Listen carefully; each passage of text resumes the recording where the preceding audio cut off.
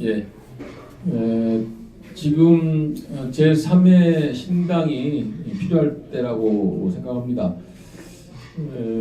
87년 체제로 지금까지 우리 대한민국이 쭉 운영되어 오고 그 틀 안에서 정치를 해왔는데 이제 87 체제가 끝자락에 와 있는 것 같습니다. 87 체제 특징이라고 그러면은 이제 양김, 김영삼, 김대중 양김 시대를 열었고요. 양김이 대통령까지 다 했죠. 그리고 군사 독재가 종결되고 민주주의 체제, 대통령 직선제, 또 형식적인 민주주의의 틀이 어느 정도는 갖춰진 그런 체제라고 봅니다.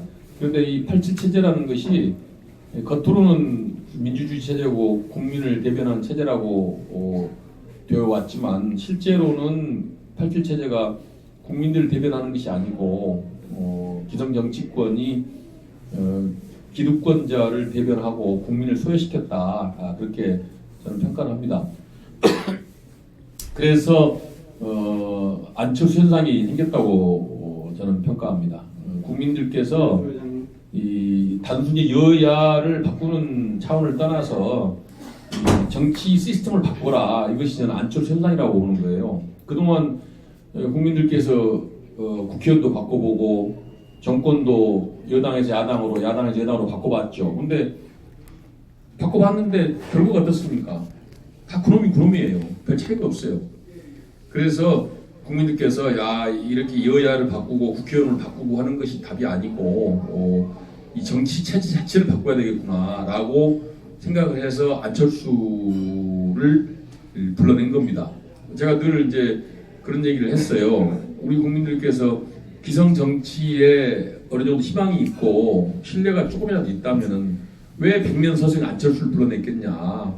지금 있는 정치인 중에서 문희상 국회의장이나 뭐 정세균 전 의장이나 천정배 대표나 뭐 한국당에도 좋은 분들이 많이 있어요. 그런 분들을 모셔다가 그런 분들을 불러서 그런 분들에게 정치를 바꾸라고 과제를 주지, 왜 여의도 물방울 하나 안 튀긴 안철수라는 백면서생을 불러서 정치 혁신을 해달라고 국민들이 사명을 줬겠는가. 그것은 기성 정치를 이제 팔을 바꾸자, 그런 취지에서 그렇겠다고 봅니다. 그런데 안철수 전 대표가 그 국민들의 사명을, 국민들이 준 사명을 제대로 이행하지 못했어요.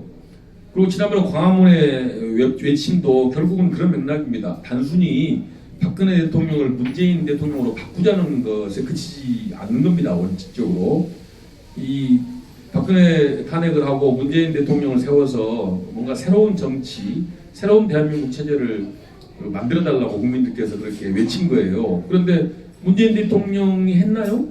문재인 대통령도 전혀 지금 그 87 체제에 대한 문제를 인식하거나 그것을 개선하려는, 또 과감하게 바꾸는 노력을 한 적이 없습니다. 저는 한 게 없다고 봐요. 검찰개라고 해가지고 뭐 공수처법 내놨는데 참 웃기는 저는 일이라고 봅니다.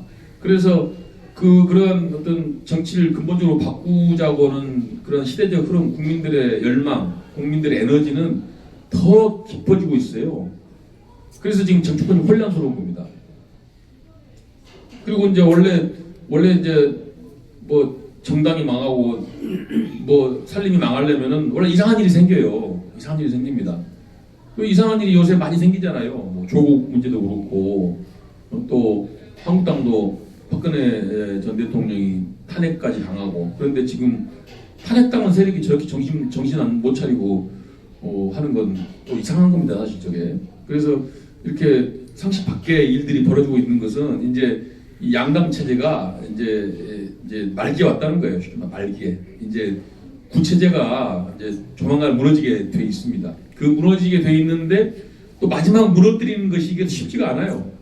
우여곡절 끝에 어렵게 해서 결국은 구의 말에 가서 되는 겁니다.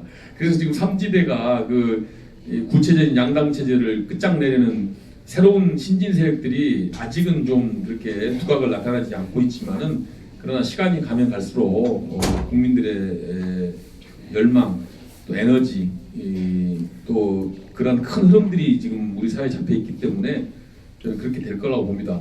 제가 지난번에 그런 얘기 했죠. 제가 러시아 혁명사를 한번 읽었는데 러시아 혁명사가 뭐 페이지로 몇백 페이지인데 제가 딱 생각나는 게 한 부분이 있어요. 뭐냐면은 그 짜르 체제, 러시아 혁명이라는 게 짜르 체제를 무너뜨린 거거든요. 그 짜르 체제라는 왕조 체제가 몇백 년간 유지되어온 어마어마한 강고한 구체제입니다. 근데 그거를 무너뜨리려고 농민, 노동자, 뭐 종교인, 양심적인 귀족 다 이 사람들이 모여가지고 힘을 합쳐서 이 체제를 무너뜨리려고 그 장벽 앞에 수천 명이 모여갖고 예를 들어서 그 장벽을 무너뜨리려고 으쌰으쌰 하려고 힘을 모으고 있었어요. 그런데 장벽에 가서 손으로 툭 미니까 장벽이 무너졌어요. 구체제라는 게 그만큼 허술한 겁니다. 그런데 잘 몰라요. 겉으로 보면 그게 굉장히 강고한 성벽 같죠. 근데 실제로 툭 건드리면 무너질 정도로 그만큼 허약한 체제가 바로 구체제입니다. 저는 지금의 민주당, 한국당의 그 양구체제가 저는 국민들이 진짜 손만 탁 대면 무너질 정도로 이제 끝자락에 왔다고 보는 거예요. 끝자락에 왔어요.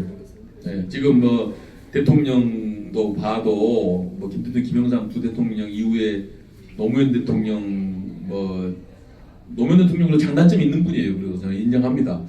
또 이명박 대통령부터 조금 이상해져 가지고 박근혜 대통령도 정상적인 대통령은 아닙니다. 사실 정상적인 대통령은 아니에요. 그리고 문재인 대통령도 자세히 보면은 조금은 정상적이 아닌 지금 모습이 나타나고 있어요. 저는 그렇게 봅니다. 뭔가 모르게 정상적이지 않는 모습이 나타나고 있어요. 그러니까 이것은 이제 구체제가 이제 무너지기 직전에 지금 와 있다. 근데 지금 사람들은 그걸 잘 몰라요. 그냥 여론조사상으로 뭐 민주당이 37%고 한국당이 31%고 뭐 나머지는 뭐 3%, 5% 비리비리 하니까 저 민주당, 한국당의 양당 체제가 저 강고한 체제가 쉽게 무너지겠냐 그렇게 하고 생각하시지만 저는 그렇게 안 봅니다. 저는 의외로 쉽게 무너질 수 있다고 보는 거예요. 그래서 내년 총선이 상당히 기대가 되고 저는 내년 총선이 아니더라도 다음 대선이나 다음 총선, 다다음 총선이죠. 이 세 선거 중에는 아마 한국 정치를 근본적으로 바꾸는 큰 변화가 있을 것으로 저는 예측하고 있습니다. 제게 만나 한번 아마 5년 후에 한번 이 자리에 하면은 아마 그때 가서 검증이 될 수 있을 거예요. 5년 후에 한번 보세요. 5년 후에 그렇게 잘 안 되나 보시고 제일 바라는 건 내년 총선에서 근본적인 변화가 있었으면 좋겠는데 그렇게 빨리 돼야 이제 나라로 봐서 좋고 국민들로 봐서도 좋은 거죠. 왜냐하면 이 구체제가 끝자락에 있는 체제는 계속 혼란이 생기는 거예요. 혼란이 생기고 이상한 사람이 나타나고 이상한 일이 벌어지는 거죠. 그러면 나라에도 좋지 않고 우리 국민들한테도 좋지가 않습니다. 그래서 이제 이러한 구체제를 무너뜨리는 새로운 정치 세력, 새로운 정치 비전, 새로운 정치 시스템을 어떻게 만들어 볼까 그것이 좀 고민인데 그게 되려면 일단 깃발이 새로워야 되고 또 주도 세력이 새로워야 되고 또 추구하는 가치나 정책이 새로워야 돼요. 근데 이것이 지금 잘 안 되고 있어요. 근데 또 우리가 눈높이를 너무 높이 또 볼 필요 없을 것 같습니다. 저도 뭐 눈높이가 높은 사람이지만은 깃발이나 주도 세력이나 정책이나 가치라는 것이 어찌 보면 지금보다 조금만 나오면 돼요. 지금보다. 그러니까 저는 그 민주당이나 한국당이 지금 점수로 따지면 한 30점 되는 당이다. 두 당이. 근데 우리가 지금 국민들께서는 우리나라 국민들이 또 눈높이가 높지 않습니까? 80점짜리, 100점짜리 그 당을 원하고 계시기 때문에 대안이 없다고 하시는데 실제로는 50점짜리 당만 만들어도 충분한 대안이 됩니다. 그렇게 봅니다. 저는 그래서 50점짜리 대안 정도는 충분히 만들 수 있다 저는 보고 이번 12월 달 또 1월 달에 뭔가 내년 총선에 큰 판을 만들 흐름이 잡힐 거라고 보고 있습니다. 저는 민주당이나 한국당 양당 체제로 선거가 치러진다? 이건 저는 아니라고 봐요. 대한민국은 그렇게 허접한 나라가 아닙니다. 지금처럼 무능한 그 정권 역대 저는 별로 없었다고 봐요. 또 지금처럼 그 엉터리 같은 제1야당이 역대 없었다고 봅니다. 그래서 이러한 역대급 여당과 야당이 지금 양당이 지금 적대적 공생 관계를 유지하고 있는데 이 역대급 여당 야당이 내년 총선에서 또 그 총선 일당을 놓고 또 쟁패한다. 저는 그렇게 되지 않을 걸로 봐요. 우리 국민들께서 저는 허용하지 않을 걸로 봅니다. 그래서 뭔가 새로운 흐름이 반드시 나타날 것이다라고 보고 저는 요새 좀 그런 확신이 좀 들어요. 그래서 저도 그동안에 이제 앞에 나서지 않고 다른 정치 세력이나 다른 분들이 좀 이런 시대적인 과제를 잘 해결해 주길 바랐는데 지금 이렇게 둘러보니까 별로 없어요. 그래서 저라도 좀 총대를 좀 매야 되겠지 않느냐 그런 좀 생각을 하고 있습니다. 그래서 12월 중에 뭐 하여튼 새로운 대한민국 새로운 가치를 추구하는 그런 간판을 하나 달고 활동을 해야 하지 않을까 생각이 됩니다. 여당 같지만은 제가 지난 대선 때 그때 국민의당이 최고위원으로 있으면서 제가 최고위 발언 때마다 그 얘기를 했어요. 지금 시대 정신은 새로운 대한민국이다. 그래서 안철수 당시 그 국민의당의 대통령 후보 되기 전부터 또 후보 된 후에도 제가 새로운 대한민국이란 얘기를 계속 했는데 나중에 보니까 그 캐치프레이즈 누가 썼느냐? 문재인 대통령이 썼어요. 문재인 대통령 벽보가 새로운 대한민국이야. 새로운 대한민국. 그러니까 제가 그냥 최고위 때마다 지금 시대적인 새로운 대한민국이다. 새로운 대한민국은 새로운 사람과 새로운 가치와 새로운 정책과 새로운 그 깃발로 해야 된다라고 늘 얘기했는데 결국은 이제 그 문재인 대통령이 새로운 대한민국이란 그 캐치프레이즈를 써서 제가 한번 그 최고위에서 그런 발언을 했어요. 문재인 대통령이 왜 그 새로운 대한민국을 씁니까? 당신은 그거를 쓸 자격이 없다. 그렇게 얘기했는데 안철수 전 대표는 결국 안 썼어요. 새로운 대한민국.